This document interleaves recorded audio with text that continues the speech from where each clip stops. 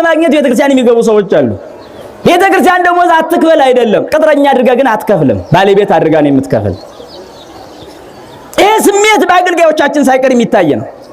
ቤተክርስቲያንን መበላውን እስካገኘው ድረስ ነው። ሌላ የተሻለ ካገኘው እወጣለሁ ብሎ የሚያስብ ለመዳን ሐሳብ የሌለው አገልጋይ ሳይቀር ይፈጠርባታል በዚህ ቤተክርስቲያን። በተለይም ባለንበት ዘመን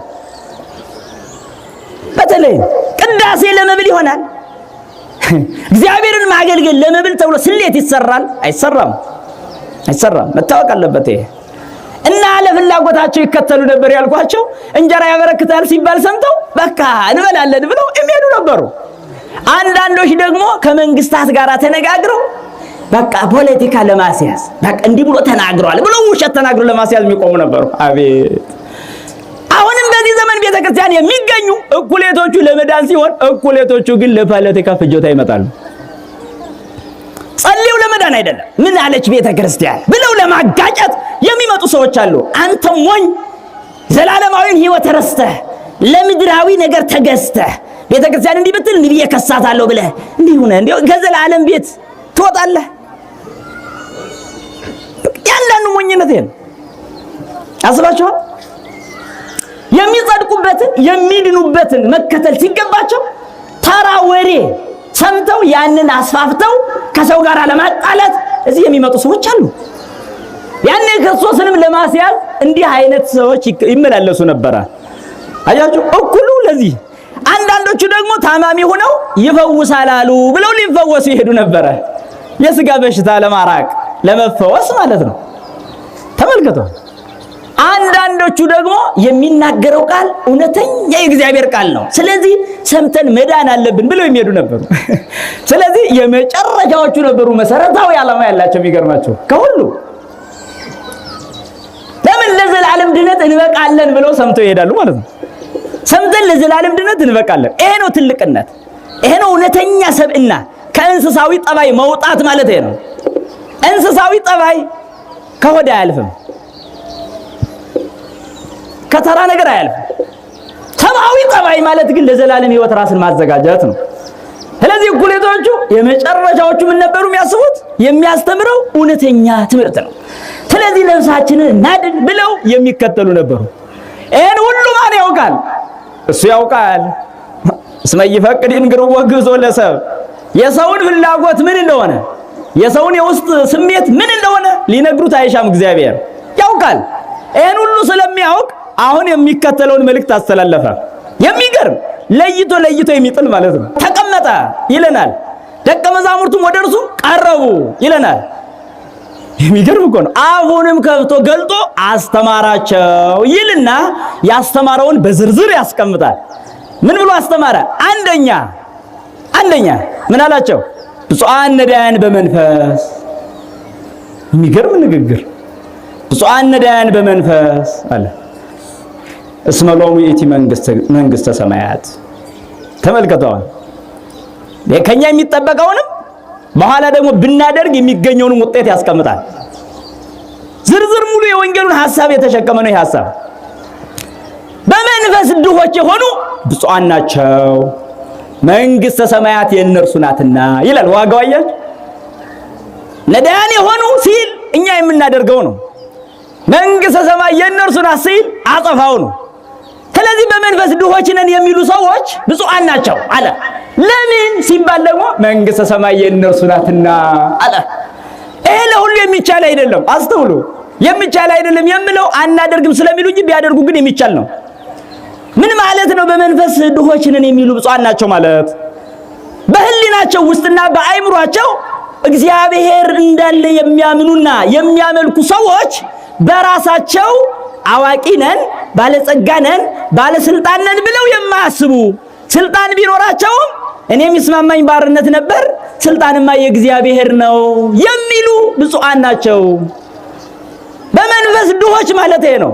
ሀብት ሲኖራቸው ሀብትማ የእግዚአብሔር ነው፣ ለኔማ የሚስማማኝ ድህነት ነው የሚሉ ብፁዓን ናቸው።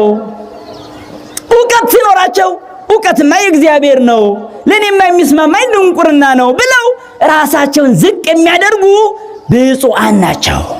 በመንፈስ ማለት በሚታይ ሥጋ ውስጥ የማይታይ መንፈስ ይመራናል። ስለዚህ በዛ በምንመራበት መንፈሳችን ከተቀደስን እግዚአብሔር ብፁዓን ብሎ ይጠራናል ማለት ነው። ምክንያቱም እንደኛ ተክለ ቁመናን አይቶ የሚለካ አይደለም እግዚአብሔር። እንደኛ ቀይ መልክ፣ ጥቁር፣ ረጅም፣ አጭር ብሎ አይደለም፣ ወፍራም፣ ቀጭን ብሎ አይደለም የሚለካው እግዚአብሔር። በመንፈሳችን ነው የሚለካን፣ በውስጣችን ባለ አይምሮ ነው የሚለካን።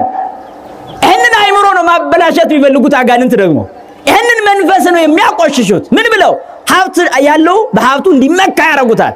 መመካት የመንፈስ ነው። በውስጥ መንፈሱ ሲመካ ከእግዚአብሔር ይለያል። አያችሁ፣ በስልጣኑ መመካት ከመንፈስ ይመጣል። ከውስጥ ካለ መንፈሱ የተነሳ በስልጣኑ ሲመካ ከእግዚአብሔር ይለያል። ስልጣን የሰጠውን ይረሳል። ዕውቀት ሲኖር በዕውቀቱ ሲመካ በመንፈሱ ነው የሚመካው። ስለዚህ በመንፈሱ የማይመካ ሰው ብፁዕ ነው አለ። ለምን ሲባል ደግሞ መንግሥተ ሰማያት የእነርሱ ናታ። ከዚህ በላይ ብፅዕና አለ? መንግሥተ ሰማይ ያንተ ከመሆን በላይ ምን ሀብት አለ? ምን ስልጣን አለ? ምንስ ደረጃ አለ?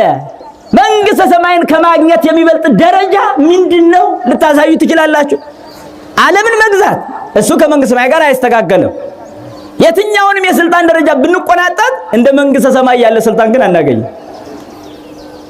አያችሁ፣ ለዚህ ነው ጌታችን መድኃኒታችን ኢየሱስ ክርስቶስ በወንጌሉ አሁንም እንዲህ ብሎ ይነገራል። ሰው ዓለምን ሁሉ ቢገዛ ቢነዳ በነፍሱ ከተጎዳ ምን ይጠቅመዋል አለ። አያችሁ፣ በነፍሱ ከተጎዳ ምን ይጠቅመዋል? እገሌ ጀግና ነው፣ እገሌ ሀብታም ነው፣ እገሌ ባለስልጣን ነው፣ እገሌ ጥሩ ወታደር ነው መባሉ ምን ይጠቅመዋል? ለምን? በነፍሱ ከተጎዳ። አስተውላችኋል? ስለዚህ የመጀመሪያ ቃል ያደረገው በመንፈስ ድሆች ሆነዋል። ድሆች ሆኑ ብፁዓን ናቸው አለ። ዝቅ አለ። እንደገና ምን አለ መሰላችሁ? በጣም ይገርማችኋል። ብፁዓን ለይላህው ይእዜ፣ ዛሬ የሚያለቅሱ ሰዎች ብፁዓን ናቸው መጽናናትን ያገኛሉና ይላል አጸፋው። ዛሬ ምን የሚሉ ዛሬ የሚያለቅሱ ልቅሶ ቢያንስ መሰረታዊ የተፈቀደ ልቅሶ አለ፣ ያልተፈቀደ ልቅሶ አለ። ይህ ማለት የተፈቀደ ልቅሶ በዚያውን በሚናገረው በወንጌሉ ቃል መሰረት ስለ ኃጢአቱ የሚያለቅስ ብፁዕ ነው።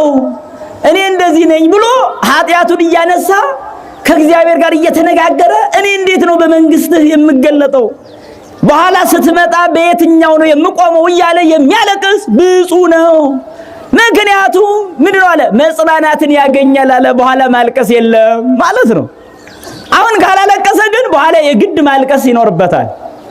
ምክንያቱም ሰው በሁለቱ ዓለማት ወይ በዚህ ዓለም ወይ በወዲያኛው ዓለም ያለቅሳል። የግድ ነው ይሄ። በዚህ ዓለም ያለቀሱ በወዲያኛው ዓለም መጽናናትን ያገኛሉ። በዚህ ዓለም የሳቁና የጨፈሩ በወዲያኛው ዓለም ልቅሶ ይጠብቃቸዋል ማለት ነው። ወዳጆቼ፣ በየትኛው ልቅሶ ብንጨርስ ይቻላል? በማያልቀው ዘመን ከማልቀስ በሚያልቀው ዘመን ማልቀስ አይሻልም? ስለዚህ ነው አሁን የሚያለቅሱ አለ ብፁዓን ናቸው አለ። ለምን? ይሄ ልቅሶ ያልፋል፣ በኋላ መጽናናት ያገኛሉ አለ። ስለዚህ ነው አሁን ስንቱ ነው እንደ በእውነቱ ለነፍሱ አስቦ የሚያለቅሰው?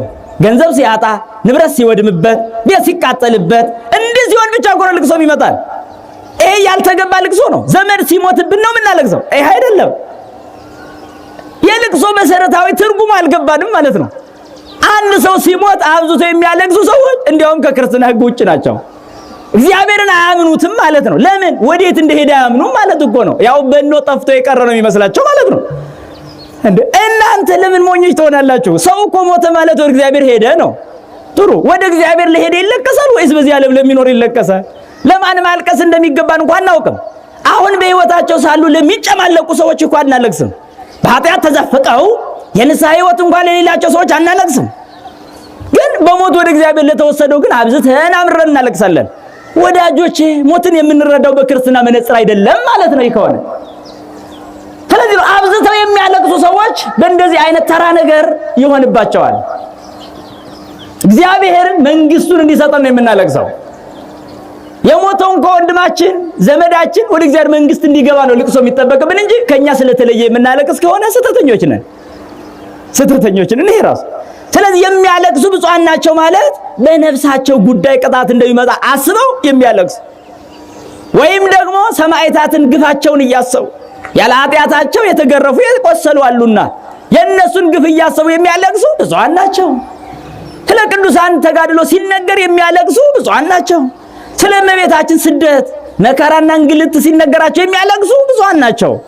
ክርስቶስ በመስቀል ላይ ተሰቀለ የሚለውን ትምህርት ሰምተው ዓለምን ልታድን አንተ ተሰቀልክ ብለው የሚያለቅሱ ብፁዓን ናቸው። ለምን? መጽናናትን ያገኛሉና ይለናል ወዳጆቼ፣ መጽናናትን ያገኛሉና። ይህ ማለት በወዲያኛው ዓለም ማልቀስ የሚባል አይጠብቃቸውም ማለት ነው። ይሄ ነው። ሌላኛው ይቀጥልና ብፁዓን የዋሃን እስመ እሙንቱ ይወርስዋ ለምድር። ሶስተኛው ምን የሚል ቃል አለ መሰላችሁ ወዳጆቼ? የዋሆች ብፁዓን ናቸው ምድርን ይወርሳሉና ይለናል። አሁን የንጉሱን መልእክት እየሰማችሁ ነው? በደንብ አድምጡ። የዋሆች ብፁዓን ናቸው ይለናል። አሁን ውስጣዊ መንፈሳችሁን ፈትሹ። የዋህ ነኝ ወይስ አይደለሁም? የዋሆች ብፁዓን ናቸው ነው የሚለን። እንዲህ በቀላል ነገር የተነገረ አይመስላችሁ ወንጌል። የዋሆች ብፁዓን ናቸው እነሱ ምድርን ይወርሳሉና ይላል። ምድር ብሎ የሚጠራው ይሄን ዓለም እንዳይመስላችሁ። ይሄን ዓለም አረማውያንም ይወርሳሉ፣ ችግር የለውም። እስመ ለዛ ዓለም ገብሮ ለኩሉ፣ ይሄን ዓለም ለሁሉ ፈጥሮታል። በቃ ነው ይጽደቅም ይኮነን። በዚህ ዓለም ላይ ሁሉም ሀብት እንዲኖረው፣ ንብረት እንዲኖረው፣ ጤና እንዲኖረው እግዚአብሔር የመግበቱ ስራ ነው። ይሄ ክረምቱን በጋውን ያፈራርቃል ለሁሉም። የጽድቃችን ምክንያት አይደለም ይሄ። እናስተውል። የዋሆች ብፁዓን ናቸው ምድርን ይወርሳሉ ማለት መንግስተ ሰማይ ናት ምድር የተባለችዋ። ለምን ምድር ተባለች? በዚህ ምድር በሰራነው ጽድቅ ነው የምትወረሰው። በዚህ ምድር ላይ ክርስቶስ በሰራው ስራ ነው የምንወርሳት። ያንን ሰርተን አስተውሉ። ምድር ላይ በምንሰራቸው ስራዎች የምትወረስ ስለሆነች ወይም ምድራውያን የሆንኛ ነገ ላይ ሰማያዊን ሐሳብ የምናስብ በመሆናችን ልኬት ተለክቶ የሚሰጥ ስለሆነ ስለዚህ ምድር ተባለች መንግስተ ሰማያት።